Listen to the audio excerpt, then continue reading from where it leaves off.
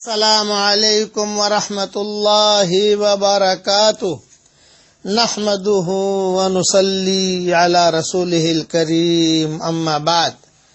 آج کا سبق سن لیجئے، سبق نمبر 420 420۔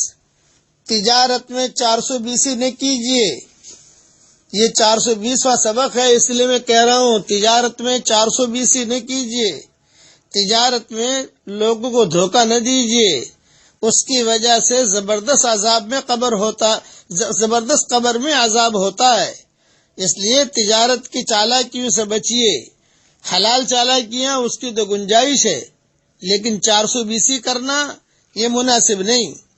اب سنیے، حضرت عبداللہ ابن عباس رضی اللہ تعالیٰ عنہ کے مجلس میں ایک آدمی حاضر تھا۔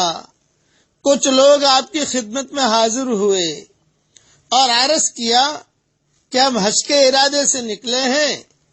جب ہم ذات الصفا ایک مقام کا نام ہے وہاں پہنچے تو وہاں ہمارے ایک ساتھی کا انتقال ہو گیا۔ ہم نے اس کی تجہیز و تکفین کی، پھر قبر کھودنے کا ارادہ کیا۔ جب ہم قبر کھود چکے تو ہم نے دیکھا کہ ایک بڑے کالے ناگ نے پوری قبر کو گھیر رکھا ہے۔ اس کے بعد ہم نے دوسری جگہ قبر کھودی تو وہاں بھی وہی سانپ آ گیا۔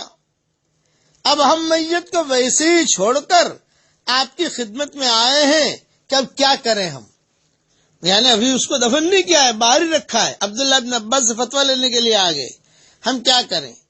عبداللہ ابن عباس رضی اللہ تعالیٰ عنہ نے فرمایا کہ یہ سانپ اس کا وہ بد عمل ہے جس کا وہ عادی تھا، جاؤ اسے اسی قبر میں دفن کرو۔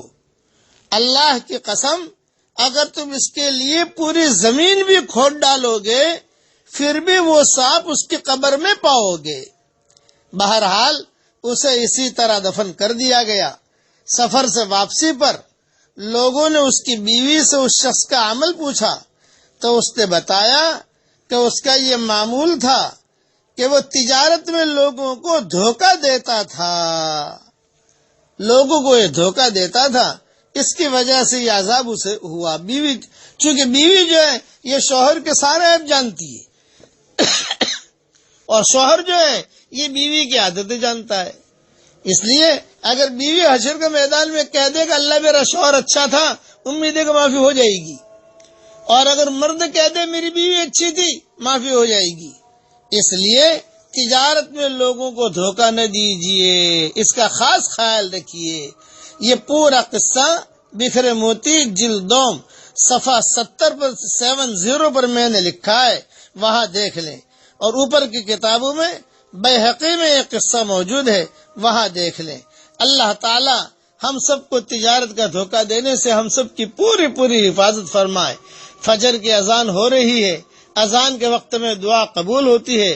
الدعاء عند النداء لا يرد، حدیث شریف میں آتا ہے اذان کے وقت میں دعا رد نہیں کی جاتی۔ میں دعا کرتا ہوں کہ اللہ تعالی ہر مسلمان مرد و عورت کو دھوکہ دینے سے، عافیت سے حفاظت فرمائے، اور یہ دعا کرتا ہوں کہ اللہ اس امت کو ظالم اور مظلوم بننے سے بچا لے، اس امت کو ظالم اور مظلوم بننے سے بچا لے، اس امت کو ظالم اور مظلوم بننے سے بچا لے۔ آمین آمین۔ اور اللہ تعالیٰ اپنے فضل و کرم سے ہماری دعائیں قبول فرما۔